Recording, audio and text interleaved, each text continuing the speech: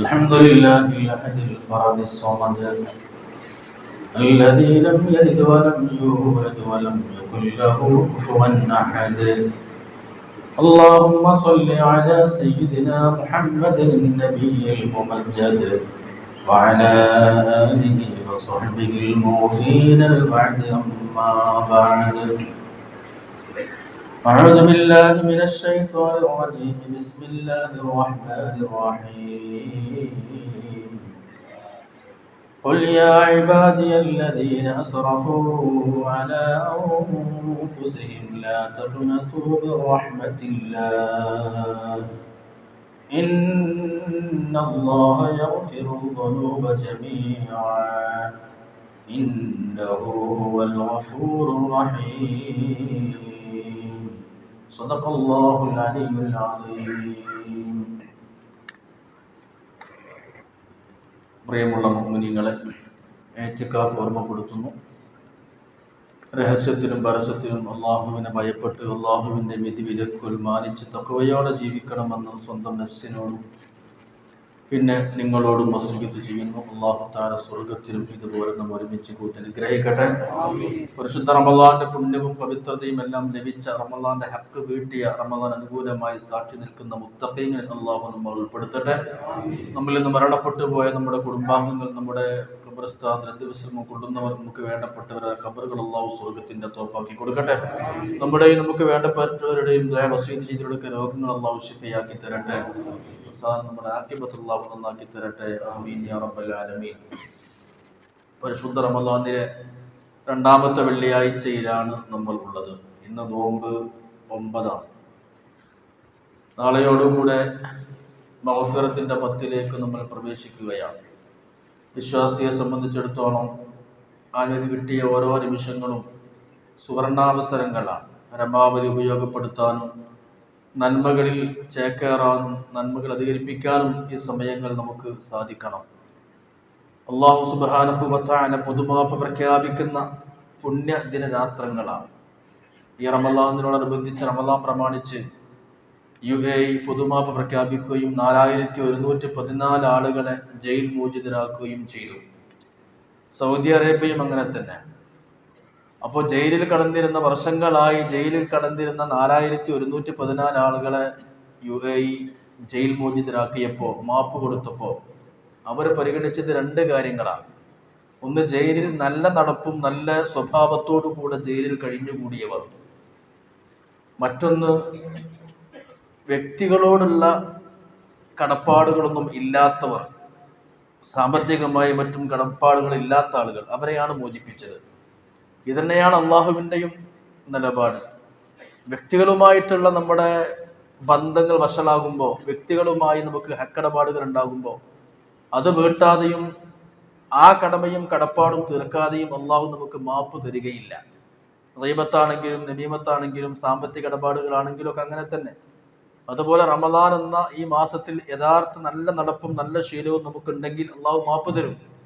റഹ്മത്തിന്റെ 10 കഴിഞ്ഞ് മഗ്ഫിറത്തിന്റെ 10ലേക്ക് പ്രവേശിക്കുമ്പോൾ നമുക്ക് അള്ളാഹുവിനോട് പറയാൻ കഴിയണം, അള്ളാഹുവേ, ഞാൻ എന്നെ ആക്രമിച്ച ആളുകൾ, എന്നോട് ദോഷം ചെയ്ത ആളുകൾ, അവർക്ക് ഞാൻ മാപ്പാക്കി കൊടുത്തു, അവർക്ക് ഞാൻ പൊരുത്തപ്പെട്ടു കൊടുത്തു, എനിക്കും മാപ്പാക്കിക്കൊണ്ടാ. എന്നോട് ഒരുപാട് ആളുകൾ അതിക്രമം ചെയ്തിട്ടുണ്ട്, എന്നോട് ഒരുപാട് ആൾക്കാർ തെറ്റ് ചെയ്തിട്ടുണ്ട്, അവരോടൊക്കെ എനിക്ക് വിഷമം വെറുപ്പൊക്കെ ഉണ്ടായിരുന്നു, അവർക്കൊക്കെ ഞാൻ മാപ്പാക്കി കൊടുത്തു, പഠിച്ചോനെ എനിക്ക് മാപ്പാക്കിക്കൊണ്ട എന്ന് പറയാൻ കഴിഞ്ഞാൽ അവരെക്കാണ് അല്ലാഹു തആല പെട്ടെന്ന് പുറത്തു തരിക. അലാ തുഹിബ്ബു അൻ യഗ്ഫിറല്ലാഹു ലക്കും ഇന്നഹു ഹുവൽ ഗഫൂറുർ റഹീം. ഫലഅഫു വൽയസ്ഫഹു എന്നാ പറഞ്ഞത്. നമ്മൾ വിട്ടുവീഴ്ച ചെയ്യണം, നമ്മൾ മാപ്പാക്കി കൊടുക്കണം. അപ്പോഴാണ് ഇനി മഗ്ഫിറത്തിന്റെ 10ലേക്ക് പ്രവേശിക്കുമ്പോൾ നമുക്ക് അല്ലാഹുവിന്റെ മഗ്ഫിറത്ത് ലഭിക്കുകയുള്ളൂ. നമ്മൾ മനസ്സിലാക്കേണ്ടത്, നമുക്ക് ഏറ്റവും അനിവാര്യം അല്ലാഹുവിന്റെ മഗ്ഫിറത്താണ്. ഞാൻ മറ്റു ആനുകാലിക വിഷയങ്ങളിലേക്കൊന്നും കടന്നു ചെല്ലുന്നില്ല. പ്രത്യേകിച്ച് വിശുദ്ധ റമളാനാണ്. റഹ്മത്തിന്റെ 10, മഗ്ഫിറത്തിന്റെ 10, നരകമോചനത്തിന്റെ 10. നമുക്ക് റഹ്മത്ത് അനിവാര്യമാണ്. റഹ്മത്ത് ഉണ്ടെങ്കിലേ നമുക്ക് മഗ്ഫിറത്ത് കിട്ടുള്ളൂ. അല്ലാഹു തആല നമ്മുടെ ദോഷങ്ങളെ മറച്ചു വെക്കണം, അതാണ് മഗ്ഫിറത്ത്. ഇനി മായ്ച്ചു കളയണം, അതാണ് 3-ാമത്തെ 10. നമ്മൾ റബ്ബിനോട് ഫഅഫു അന്നി എന്ന് ചോദിക്കുന്നത്. ഏത് വലിയ തെറ്റുകൾ ചെയ്താലും ദുനിയാവിൽ പോലും നാണം കെടുന്ന അവസ്ഥയാണ്. ആരൊക്കെ കാണില്ല അറിയില്ല എന്ന് കരുതി നമ്മൾ തെറ്റ് ചെയ്താലും അല്ലാഹു തആല കാലം കൊണ്ടത് വെളിച്ചത്ത് കൊണ്ടുവരും. പത്രമാധ്യമങ്ങളൊക്കെ സജീവമായി ചർച്ച ചെയ്യുന്ന അമേരിക്കയിലെ എപ്സ്റ്റീൻ ഫയൽസ് എല്ലാവർക്കും അറിയാം. ഹിസ്റ്ററി ഓഫ് ടൈമിന്റെ സ്റ്റീഫൻ ഹോക്കിനടക്കം ലോകത്തറിയപ്പെട്ട വലിയ പ്രധാനമന്ത്രിമാരും വലിയ പ്രസിഡന്റുമാരും രാജ്യ നേതാക്കന്മാരും ഒക്കെ വളരെ വൃത്തികെട്ട മൃഗീയമായ ലൈംഗിക അശ്ലീലതയുടെ അടിമകളായിരുന്നു എന്ന് എപ്സ്റ്റീൻ ഫയൽസ് ലോകത്തോട് വിളിച്ചു പറയുകയാണ്. നമ്മുടെ ഇന്ത്യയിലെ വലിയ പ്രധാനികളടക്കം അതിലുണ്ട് എന്നറിയുമ്പോൾ എത്രമാത്രം ക്രൂരമായിരുന്നു എന്ന് ലോകം ഞെട്ടലോടുകൂടെയാണ് അമേരിക്ക ഇന്ന് പുറത്ത് കൊണ്ടുവന്നിരിക്കുന്ന കണക്കുകൾ. എല്ലാവർക്കും അറിയാം, അമേരിക്കയുടെ ജോർജ് ബുഷ് അടക്കം അറിയപ്പെട്ട ആളുകളടക്കം ഇപ്പോഴുള്ള ട്രംപ് അടക്കം എല്ലാവരും ഇത്തരത്തിലുള്ള വീക്ക്നെസ്സുകൾക്ക് അടിമയാണ് എന്ന് വർഷങ്ങൾക്ക് മുമ്പ് നടന്നതാണ്. ഇപ്പോൾ അദ്ദേഹം ആത്മഹത്യ ചെയ്തു. ഏത് വലിയ കോടികൾ സമ്പാദിക്കാൻ എത്ര വലിയ വൃത്തികേട് കാണിച്ചാലും മനസ്സിന്റെ സമാധാനം നഷ്ടപ്പെട്ടുകൊണ്ട് അവസാനം ആത്മഹത്യ ചെയ്യേണ്ടി വരുമെന്ന പാഠം കൂടിയുണ്ട്. നമ്മൾ മനസ്സിലാക്കേണ്ടത്, അറബികളൊക്കെ ഭക്ഷണം കഴിക്കുമ്പോൾ മന്തിയിലും മറ്റു ഭക്ഷണത്തിനൊക്കെ ആടിനെ നിർത്തിപ്പൊരിച്ച പോലെ മൃഗീയമായി പ്രായപൂർത്തി പോലും ആകാത്ത പെൺകുട്ടികളെ പീഡിപ്പിച്ചുകൊണ്ട് നിർത്തിപ്പൊരിച്ച് തിന്നവരെ ഇറച്ചി തിന്നുന്നത് ഇവരാണ് ലോകം ഭരിക്കുന്ന ഭരണാധികാരികൾ എന്ന് ലോകത്തേക്ക് ഇന്ന് വെളിവായിക്കൊണ്ടിരിക്കുകയാണ്. അല്ലാഹു തആല കാലം തന്നെയാണ് സത്യം. വൽ അസ്ർ, ഖുർആൻ പറയുന്നത് കാലം തന്നെയാണ് സത്യം. എല്ലാം ലോകത്തേക്ക് വെളിച്ചത്തിൽ അല്ലാഹു തആല കൊണ്ടുവരും. ഏത് വലിയ ക്രൂരതകൾ ചെയ്താലും അവര് അനുഭവിച്ചേ ദുനിയാവിൽ നിന്ന് പോവുകയുള്ളൂ. പാവപ്പെട്ട നിരപരാധികളായ ആയിരക്കണക്കിന് ഫലസ്തീനികളെ കൊന്നൊടുക്കിയ ഫലസ്തീനിന്റെ നേതാവ് ബെഞ്ചമിൻ നെതന്യാഹു പോലും ക്യാൻസറിന്റെ ലാസ്റ്റ് സ്റ്റേജിൽ അങ്ങേയറ്റം ഗുരുതരാവസ്ഥയിൽ കഴിഞ്ഞുകൂടുന്നു എന്നറിയുമ്പോൾ വർഷങ്ങളോളം ബോധമില്ലാതെ കടന്നുപോയിരുന്ന ഏരിയാൽ ഷെരോന്റെ അനുഭവത്തിലേക്ക് നെതന്യാഹുവിനെയും അള്ളാഹു വലിച്ചിടുമ്പോൾ ഏത് പാവപ്പെട്ടവന്റെയും രക്തം കൊണ്ട് കുളിച്ച ആളുകൾ അവർ അനുഭവിച്ചേ പറ്റൂ. ഏതാവട്ടെ, നമ്മൾ മനസ്സിലാക്കേണ്ടത്, നമ്മൾ ചെയ്തു പോയ തെറ്റുകളും കുറ്റങ്ങളും സൃഷ്ടാവിനോട് ചെയ്തത് അള്ളാഹുവിനോട് മാപ്പാക്കാൻ ചോദിക്കണം. അള്ളാഹു തആല നമ്മളൊക്കെ ചെയ്യുന്ന തെറ്റുകൾ മറച്ചുകൊണ്ടിരിക്കുകയാണ്. അതുകൊണ്ട് ഈ മഗ്ഫിറത്തിന്റെ പത്തിലേക്ക് പ്രവേശിക്കുമ്പോൾ ഇന്നത്തെ ജുമയുടെ നസീഹത്തിൽ എനിക്ക് എന്നോടും പിന്നെ നിങ്ങളോടും പറയാനുള്ളത്, നമ്മൾ first of all practice forgiveness.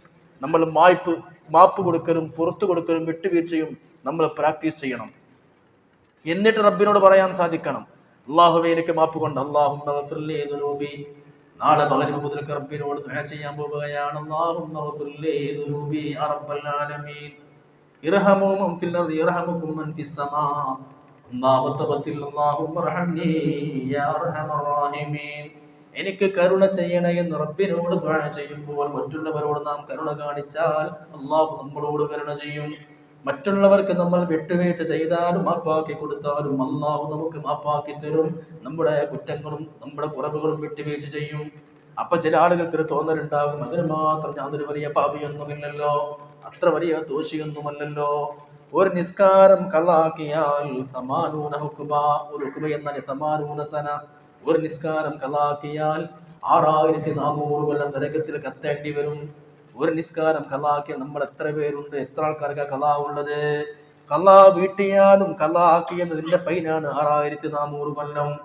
നികുതി അടക്കാനോ ഫീസ് അടക്കാനോ കറണ്ട് ബില്ലടക്കാനോ സമയം വൈകിയാൽ അത് കറക്റ്റായി അടക്കാതിരുന്നാൽ ഫൈൻ കെട്ടേണ്ടി വരും. പിന്നെ ബില്ലടച്ചാലും ഫൈനാണ് ബാക്കി കെട്ടേണ്ടി വരുന്നത്.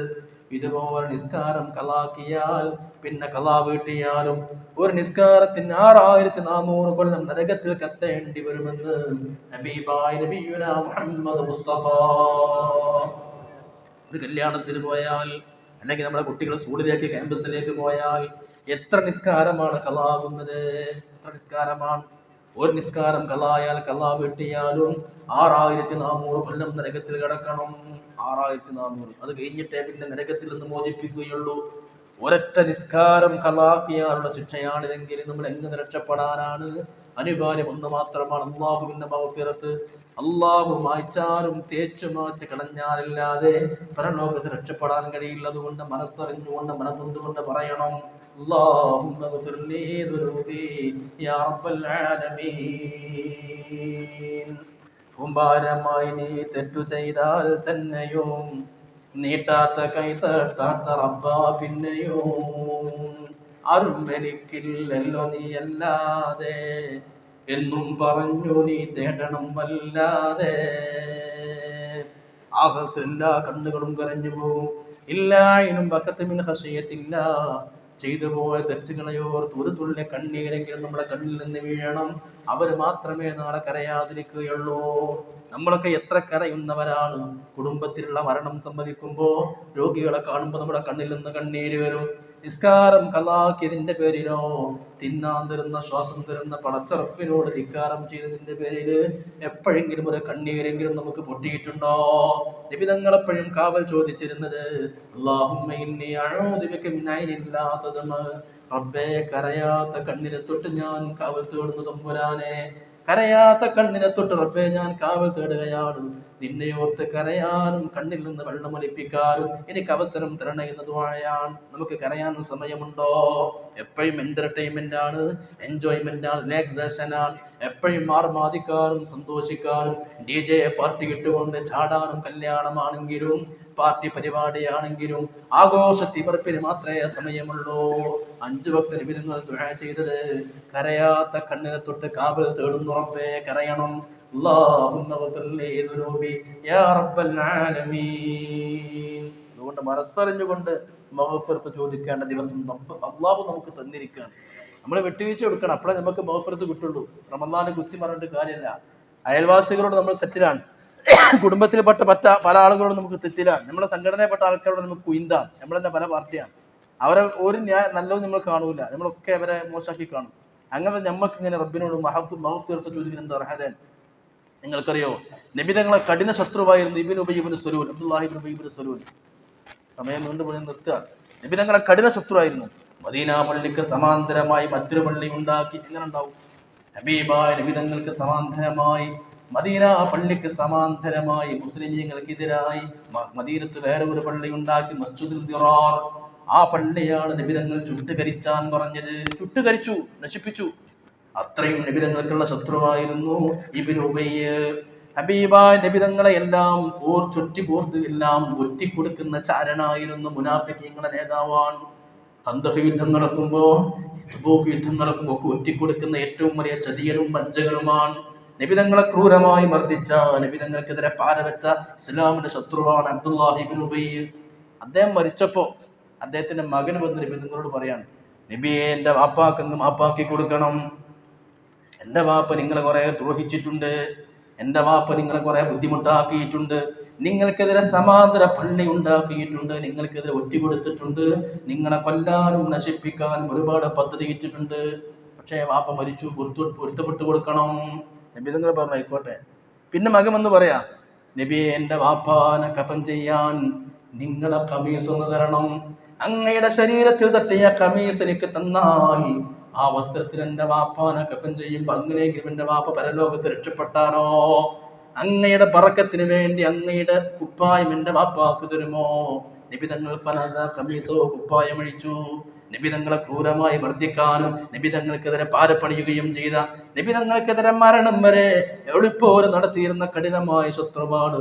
എന്നിട്ട് പോലും ആ ശത്രുവിനെ മറവ് ചെയ്യാൻ ആ ശത്രുവിന്റെ മകൻ വന്നുകൊണ്ട് നബിയെ നിങ്ങളെ കമീസ് തരുമോ എന്ന് ചോദിക്കുമ്പോ നബി തങ്ങളെ കമീസ് അയച്ചു കൊടുത്തു. ആർക്ക്? ശത്രുവിന്. നബി തങ്ങളുടെ കമീസ് അയച്ച് മകന്റെ കൈ കൊടുത്തിട്ട് ഇതുകൊണ്ട് മാപ്പാനെ കഫൻ ചെയ്തോ? പിന്നെയാ മുനാഫിക്കായ തമ്മാടിയായ മനുഷ്യന്റെ മയ്യത്ത് നിസ്കരിക്കാൻ നബിയങ്ങളൊന്ന് വരണം, നിങ്ങൾ നിസ്കരിക്കണം. നബി തങ്ങൾ വിനയത്തോടെ താഴ്മയോടെ മയ്യത്ത് നിസ്കരിക്കാൻ പോവാൻ ആലോചിച്ച് നോക്കണം. ഇവിടെയല്ലേ ജ്യേഷ്ഠന് ഞാൻ മരിച്ചാൽ എൻ്റെ മയ്യത്ത് പോലും കാണിച്ചു കൊടുക്കരുത് എന്ന് പറയുന്ന വൃത്തികെട്ട മനസ്സില്ലേ നമുക്കുള്ളത്? ഞാൻ മരിച്ചാൽ എൻ്റെ ഭർത്താവിന് എൻ്റെ മുഖം കാണിക്കരുത്, എൻ്റെ ഭാര്യയ്ക്ക് എൻ്റെ മുഖം കാണിക്കരുത്, അയൽവാസിക്ക് എൻ്റെ മുഖം കാണിക്കരുത്, മരിച്ചാലും എൻ്റെ വീട്ടു വളപ്പിലേക്ക് അവനെ കടത്തരുത് എന്ന വാശിയുടെ ലോകത്തല്ലേ നമ്മളുള്ളത്? കേട്ടോ, നബി തങ്ങളെ കഠിന ശത്രുവാണ്. നബി തങ്ങൾക്കെതിരെ പള്ളി ഉണ്ടാക്കി, നബി തങ്ങളെ കൊല്ലാ പദ്ധതിയിട്ടു, നബി തങ്ങളെ മുഴുവൻ ചൂർത്തി കൊടുത്ത കഠിന ശത്രുവാണ്. മരിച്ചിട്ട് പോലും ആ ശത്രുവിന്റെ കഫൻ ചെയ്യാൻ നബി തങ്ങളെ കമീസ് കൊടുത്തു. ആ ശത്രുവിന്റെ മയ്യത്ത് നിസ്കരിക്കാൻ നബിയെ വരണേ എന്ന് മകൻ പറയുമ്പോ വാശിയില്ല. അവിടെ പിന്നെ പഴയിലേക്ക് നബി തങ്ങൾ പോകുന്നില്ല, നബി തങ്ങൾ മാന്തുന്നില്ല. ആ മനുഷ്യന്റെ മയ്യത്ത് നിസ്കരിക്കാൻ പോയി, റെഡിയായി. എത്ര വിനയമാണ്!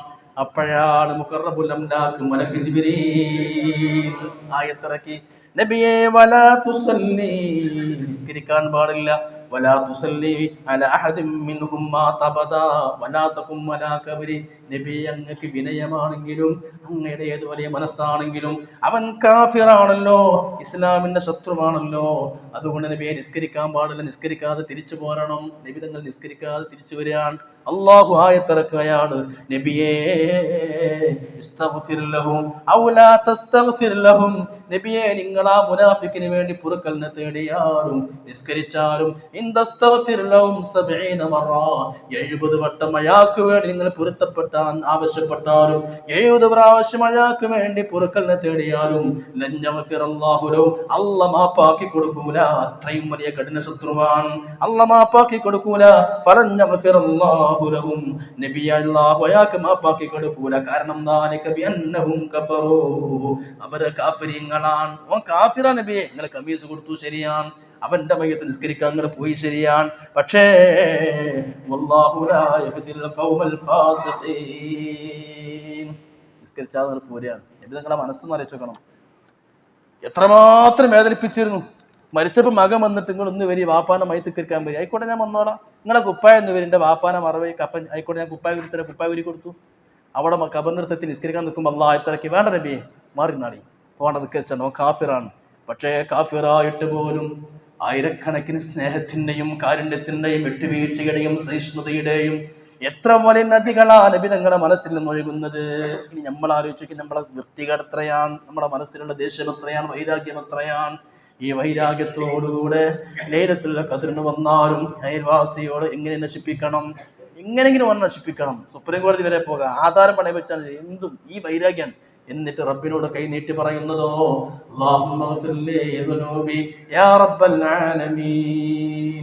ഇവിടെ നോക്കൂ നിങ്ങൾ, നബിതങ്ങൾ ചെയ്ത സഹിഷ്ണുത. പോകട്ടെ, യൂസുഫ് നബി അലൈഹി ഇസ്ലാമിന്റെ ചരിത്രം എത്ര മനോഹരാണ്. സ്വന്തം സഹോദരങ്ങൾ കൊല്ലാൻ വേണ്ടി പൊട്ടങ്കന്റ് കിട്ടില്ലേ, പരിശുദ്ധമായ ഖുർആൻ സൂറത്ത് യൂസുഫ് മനോഹരമായി പറയുന്നുണ്ട്. സ്വന്തം സഹോദരങ്ങൾ യൂസുഫ് നബി അലൈഹിസ്സലാം ചെറിയ കുട്ടിയായപ്പോ ബാപ്പാക്ക് യൂസുഫിനോടാണ് ഇഷ്ടം കൂടുതലെന്ന് മനസ്സിലാക്കി അസൂയ കൊണ്ട് ജ്യേഷ്ഠന്മാര് യൂസുഫ് എന്ന കുട്ടിയെ പൊട്ടൻ കിണറ്റിൽ കാട്ടിൽ കൊണ്ടുപോയിട്ട് അവൻ കൊന്ന് മരിച്ചിട്ടുണ്ടാകുമെന്ന് അവർ കരുതി. അവർ വിചാരിച്ചു, ബാപ്പാനോട് പറഞ്ഞു, ഞങ്ങൾ അഞ്ചനെ ചെന്നായ കടിച്ചു കൊണ്ടുപോയതാണ്, കുട്ടിനെ പൊട്ടക്കിണറ്റിലിട്ടു. പക്ഷേ ഏതോ വഴി യാത്രക്കാര് നടന്നു പോകുമ്പോ, കാട്ടിലൂടെ നടന്നു പോകുമ്പോ ദാഹിച്ചപ്പോ വെള്ളം കിട്ടുമോ എന്നറിയാൻ ഇങ്ങനെ നോക്കുമ്പോ പൊട്ടങ്കിണത്തിലേക്ക് വെറുതെ ഒരു ബക്കറ്റ് ഇട്ട് കൊടുത്തപ്പോ അതിലാണ് യൂസുഫ് എന്ന കുഞ്ഞ് കയറി പിടിക്കുന്നത്. ആ കുട്ടിയെ ഉയർത്തി അവർ ചന്തയിൽ കൊണ്ടുപോയി വിറ്റു. അങ്ങനെ കഴിച്ചിലായി, രാജാവിന്റെ കൊട്ടാരത്തിൽ വാങ്ങി മടങ്ങുന്നു. ആ യൂസുഫാണ് പിന്നെ ലോകം ഭരിക്കുന്ന ഭരണാധികാരിയാകുന്നത്, കന്യാനുള്ള ഖലീഫയും ഭരണാധികാരിയും രാജാവുമാകുന്നത്. അങ്ങനെ രാജാവായി ഭരണത്തിന്റെ ചെങ്കോലുമായി രാജകൊട്ടാരത്തിൽ രാജസിംഹാസനത്തിരിക്കുമ്പോ യൂസുഫ് നബി അലൈഹി ഇസ്ലാമിന്റെ സഹോദരങ്ങള് സഹായങ്ങളും ചോദിച്ചുകൊണ്ട് രാജാവിലേക്ക് വന്നു. അപ്പൊ യൂസുഫ് നബിക്ക് മനസ്സിലായി സഹോദരങ്ങളാണ്. ആരായി സഹോദരങ്ങൾ? കൊല്ലാൻ വേണ്ടി പൊട്ടങ്കണത്തിലേക്ക് എറിഞ്ഞ് അങ്ങനെ കൊന്നു കളഞ്ഞ സ്വന്തം സഹോദരന്മാർ. ഈ കുട്ടി പിന്നെ വലുതായി രാജാവായി സിംഹാസനത്തിരിക്കുമ്പോ സഹായത്തിനു വേണ്ടി, റേഷനും വേണ്ടി സഹായാഭ്യർത്ഥനയുമായിട്ട് തന്റെ മുമ്പിലേക്ക് എത്തി. അപ്പൊ യൂസുഫ് നബി അലൈഹി ഇസ്ലാം ചോദിക്കുന്നുണ്ട്, ഓ നിങ്ങൾക്ക് എന്നെ അറിയോ ചോദിച്ചു. ഇല്ല, ആരാച്ചു? നിങ്ങൾ അനിയൻ യൂസുഫിനെ അറിയുമോ? അറിയാം. അവനെ ചെന്നായ കടിച്ചു കൊണ്ടുപോയി